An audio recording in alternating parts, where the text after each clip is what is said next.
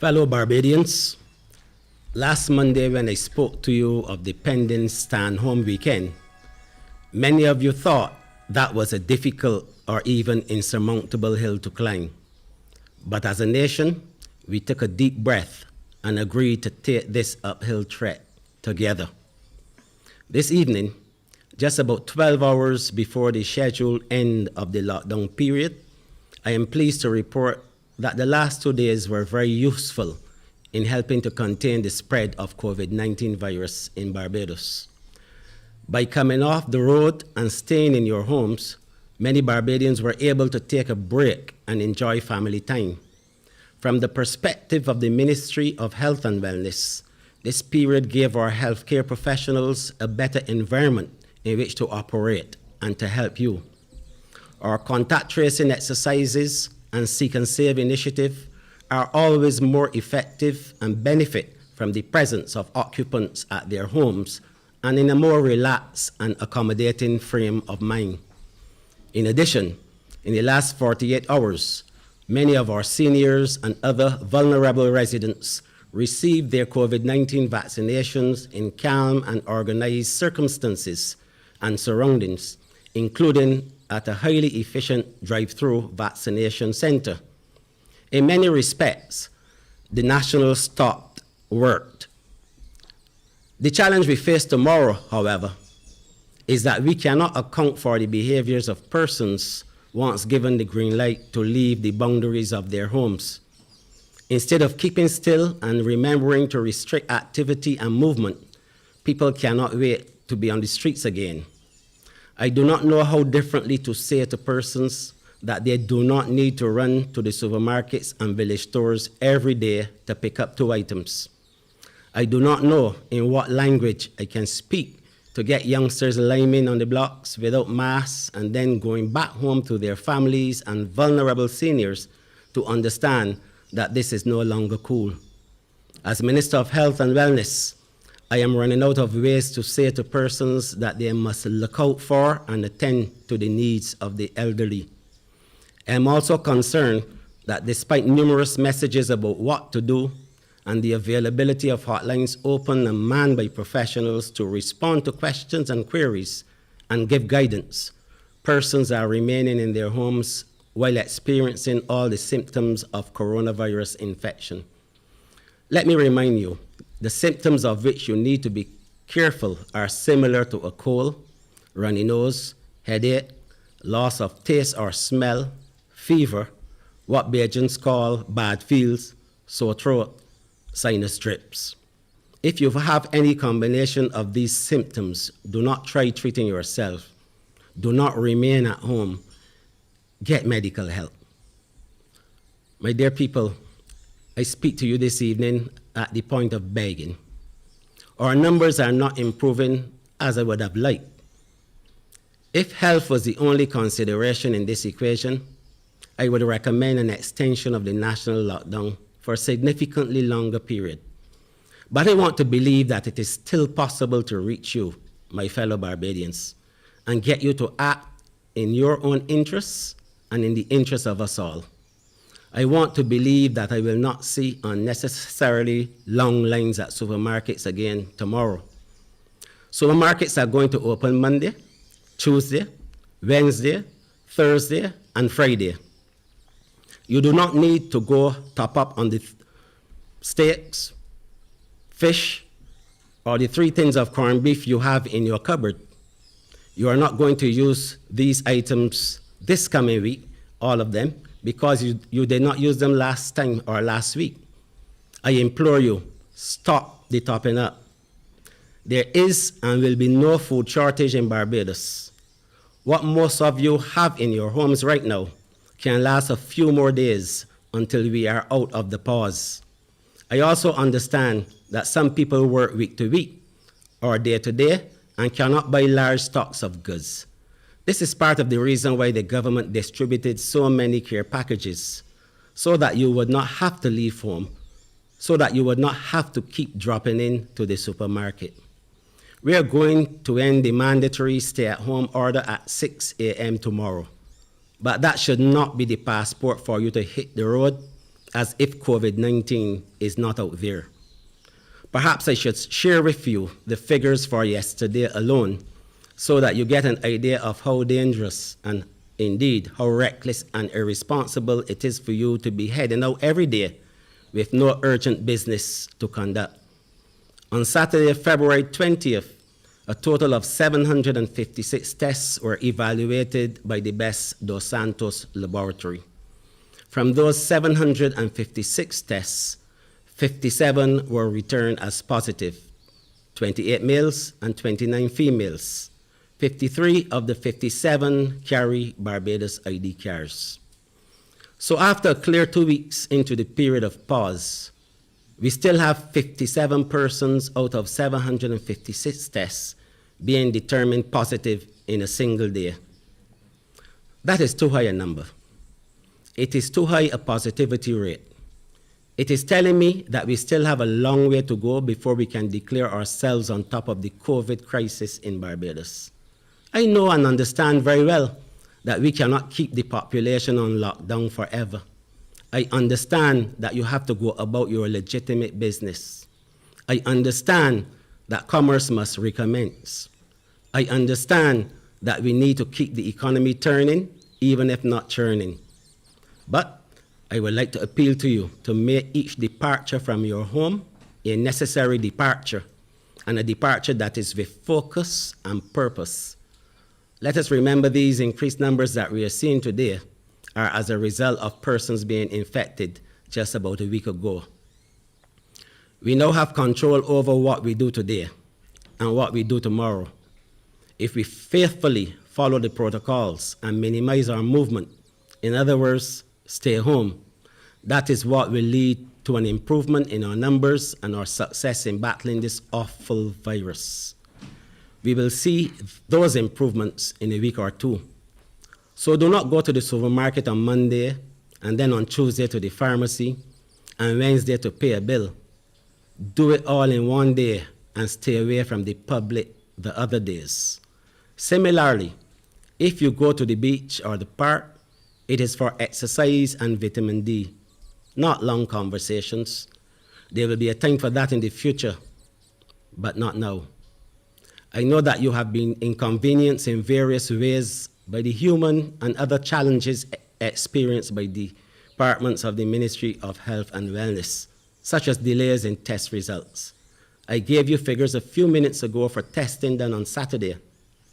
On Saturday, we released the results of testing done on Friday, and on Friday, we spoke to the outcome of testing for Thursday. What this suggests is that we have been able to attain and remain current in our testing.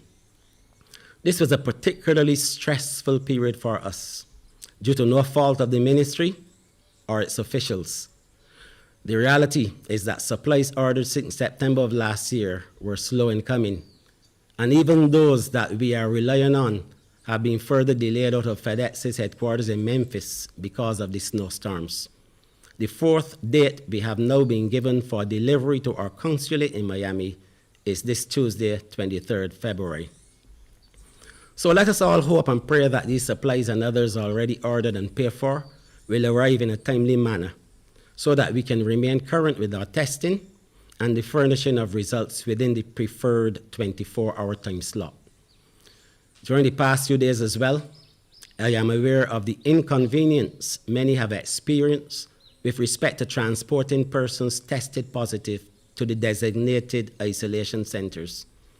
The numbers we have been dealing with in recent days and weeks are unprecedented, not overwhelming, but much higher than what we were dealing with before, and the transport of COVID-positive persons requires special sterile vehicles and protocols if the transport teams are to be kept safe. We are continuously working to reduce the wait time and have augmented the transportation system. There will be more buses pressed into action so that we can improve on the times that people are waiting before collection. I also want to reiterate that after conversations with the Prime Minister this weekend, we have agreed that the government of Barbados is prepared to put persons whose living conditions may be overcrowded into a quarantine hotel while they are waiting for their results.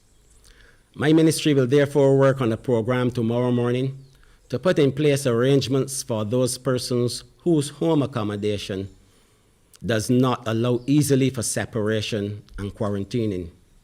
We are not going to leave those of you at the mercy of your circumstances by leaving those who may be awaiting test results or transport in crowded homes where the virus can spread to others. The government is adamant that where we need to step in to ensure that you can be kept safe and those around you can equally be kept safe, we are prepared to do that. But equally, you must stay still if you are waiting on test results. No lining in or out of the house. No going on public transport, and no reporting to work. You simply must not put others at risk when you know that you yourself may test positive within hours or days. So having said that, I wish to apologize not only to persons tested positive and waiting, but equally to your family and households who have had to endure the inconvenience of sharing facilities with non-COVID-infected persons. But we hope this will now change. We are working on rationalizing transportation, and I am confident that drastic improvements will be made in the hours and days ahead. Fellow citizens, the battle against COVID rages on. Our health practitioners are working over and beyond that which could have been imagined 6 months ago. I want to take this opportunity to publicly applaud and salute those medical practitioners and other trained personnel in private practice who have stepped forward and volunteered their services to assist in every aspect and at every stage of this journey, along with those in the public service.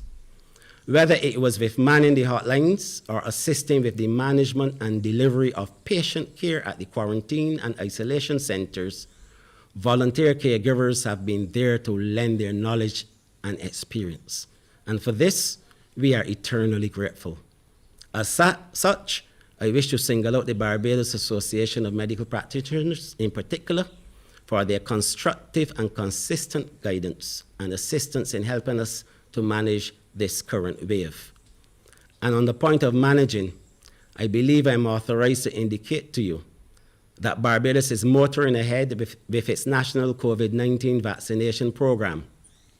As of midday today, a total of 16,111 vaccines have been administered, and I expect this to surpass the 20,000 mark before the week's end. Again, I need your cooperation in this matter.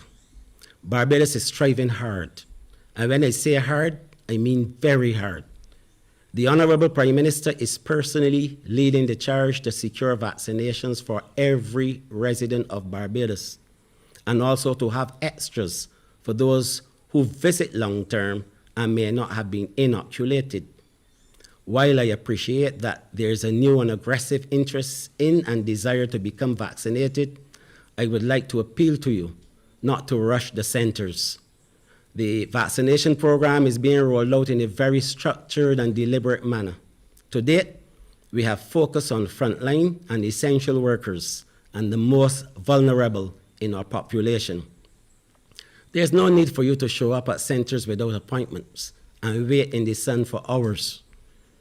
We are currently contacting many of you who would have called the hotlines and signed up for the vaccine. Those of you with appointments will be given priority at the vaccination centers. So if you do not have an appointment, but you still want to pop by a center and try a thing, I caution you to know and understand that during this week, those with appointments, as well as the elderly and those with known vulnerabilities, will be attended to first. Presently, we have 40,000 plus vaccines to administer from this first shipment, and I'm supremely confident that before we exhaust this current supply, the Prime Minister will cause another shipment to arrive on island, thereby catering to an even larger number of residents. Rest assured that there will be no shortage of vaccines in Barbados, but please, let us be orderly and allow the most exposed and the most vulnerable to be vaccinated first. So, ladies and gentlemen, it's Sunday evening, and I do not wish to take up too much of your time. At 6 a.m. tomorrow, the mandatory stay-at-home order ends, but the curfew continues until February 28th. Once again, I implore you not to leave home if you do not absolutely have to. You are not supposed to go to work physically if you do not have to. You are not supposed to be in the supermarkets and mini-marts more than you absolutely need to. We have it in us to influence the test results that the country gets next week and the week after. We just need to follow the protocols and really, really stay at home. COVID numbers in Barbados are still very high, and each of us must play our part in bringing the positivity rate down. Right now, we are trending more than double what we would like, ideally. Therefore, we return to curfew status, and consistent with Directive 4, only absolutely essential services will be open from tomorrow and for the remainder of this week. I shall end now by repeating for you general information about the very latest COVID-19 testing and vaccination information as of midday today, Sunday, 21st February 2021. On Saturday, 20th of February, a total of 756 tests were evaluated by the Best Dos Santos laboratory. From those 756 tests, 57 were returned as positive, 28 males and 29 females. 53 of the 57 carry Barbados ID cards. I end also with a personal altar call for national cooperation, national unity. Let us all be responsible in dealing with this matter. There is nothing that we cannot achieve together. This, ladies and gentlemen, is Team Barbados. And as I always say, the battle is won or the battle is lost by the spirit of the team. Good evening and God bless.